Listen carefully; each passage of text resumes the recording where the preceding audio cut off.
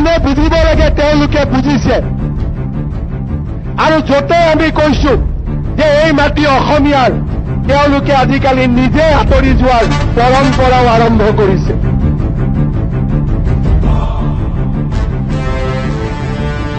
কাৰণ অসমীয়া জাতিয়ে এতিয়া অশ্বমেধৰ ঘোঁৰাত উঠি আমি আমাৰ ৰাজ্যখনক সুৰক্ষিত কৰিম এই বাৰ্তা তেওঁলোকে এতিয়া পাইছে আৰু তেওঁলোকে এতিয়া আমাৰ লগত যুঁজিবলৈ সাহস নকৰে।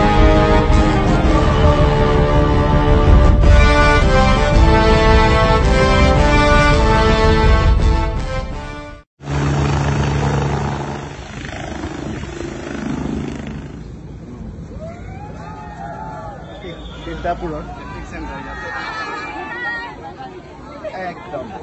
আকৌ আহিব খবৰ ভাল নহয় আপোনাক বস্তু পৰিলে কি খবৰ ভাল খবৰ আকৌ আহি আছো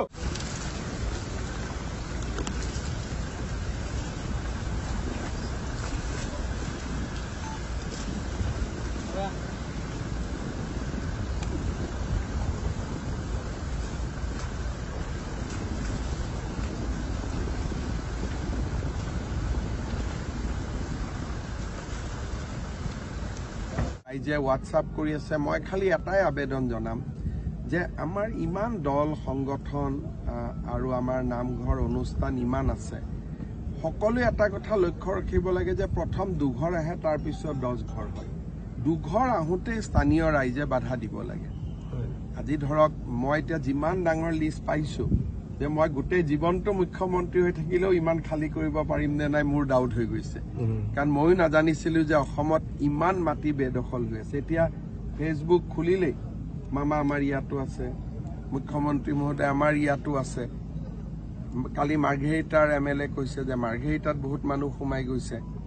গতিকে গোটেই ডেমোগ্ৰাফিটো এটা পৰিৱৰ্তন হবৰ কাৰণে গৈ আছে ঠিক আছে যিখিনি সোমালে তাক চৰকাৰে ব্যৱস্থা ল'ব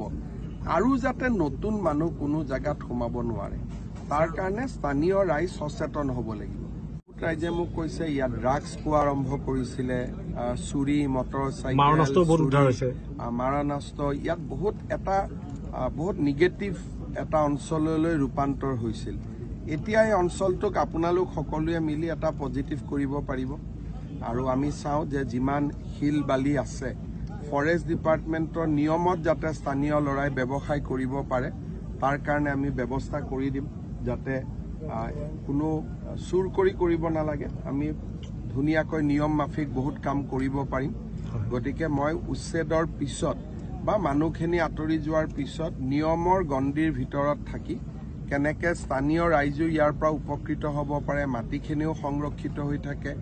ফৰেষ্ট ডিপাৰ্টমেণ্টেও যাতে প্লেণ্টেশ্যন কৰিব পাৰে গোটেইখিনিৰ ব্যৱস্থা মই কৰি দিম এই সমগ্ৰ অঞ্চলটোত হাজাৰ হাজাৰ বিঘা মাটি খুব কম সংখ্যক পৰিয়ালে দখল কৰি বেচিকেলি অৰ্থনৈতিকভাৱে তেওঁলোকে বা বেদখলকাৰীসকলে নিজৰ স্থিতি শক্তিশালী কৰিছিলে ইয়াতে এটা বস্তু দেখা যায় যে কোনোবা মানুহৰ মাটি নাই কাৰণে ইয়াত অহা নাই কাৰণ তেওঁলোকে সাধাৰণতে আমি ভূমিহীন মানুহক 3 বিঘা মাটি দিওঁ 2 বিঘা মাটি দিওঁ কিন্তু ইয়াত একোগৰাকী পৰিয়ালে 300 বিঘা 400 বিঘা 200 বিঘা এই ধৰণে ভূমি তেখেতসকলে অধিগ্ৰহণ বা তেওঁলোকৰ দখলত ৰাখিছিল স্বাভাৱিকভাৱে মই ভাবোঁ যে ইয়াৰ পৰা মানুহখিনি আঁতৰি গৈছে প্ৰায় 70% মানুহ আৰু মানুহখিনিও মই ভাবোঁ যে অহা 2-3 দিনত আঁতৰি যাব তাৰ পিছত জিলা প্ৰশাসন আৰু ফৰেষ্ট ডিপাৰ্টমেণ্টে ইয়াতে বিভিন্ন ধৰণৰ অৰ্থনৈতিক কাম কৰিব পাৰিব নীতি নিয়মৰ ভিতৰত বিভিন্ন ধৰণৰ মূল্যৱান গছ যিখিনিয়ে আমাক বহুতখিনি অৰ্থনৈতিকভাৱে শক্তিশালী কৰিব পাৰিব সেই ধৰণৰ কাম আমাৰ স্থানীয় ৰাইজসকলে ইয়াত কৰিব পাৰিব বন বিভাগে কৰিব পাৰিব আৰু এটা নিয়ম নীতি পৰিসীমাৰ মাজত থাকি কামবিলাক কৰিব পাৰিব নেংমা বনাঞ্চলত উচ্ছেদৰ সকলে ইতিমধ্যে সমৰ্থন জনাইছে ইয়াৰ পৰৱৰ্তী পৰ্যায়ত কেনেধৰণৰ ব্যৱস্থা ইয়াত আমাৰ সৰুপথাৰ সমষ্টিত উচ্ছেদ অভিযান হোৱাৰ পিছত গোলাঘাটতো কিছু কাম কৰিবলগীয়া আছে আৰু এই ধৰণে আমাৰ এখন দীঘলীয়া তালিকা আছে কিন্তু প্ৰত্যেকটো কাম কৰাৰ আগতে আইন আদালত সকলোখিনি পৰীক্ষা কৰিব লাগে গতিকে আমাৰ চেষ্টা থাকিব যে এটা এটাকৈ যাতে আমি কামবোৰ খুব সুচিন্তিতভাৱে আমি কৰি গৈ থাকিব পাৰোঁ আৱেগিকভাৱে যদি ইয়াতো আহক তাতো আহক বুলি গৈ থাকোঁ কোনোবা দিনা কোৰ্টে কৈ দিব যে আপোনালোক ক'তো যাব নোৱাৰে সেইকাৰণে আমি আইন আদালত অধিবক্তা আমাৰ নিজৰ অভিজ্ঞতা এই সকলোবিলাক লৈ পেলাই এটা এটাকৈ আমি স্পটত গৈ আছোঁ আৰু য'ত আমি জানো যে আমাৰ স্থিতি আইন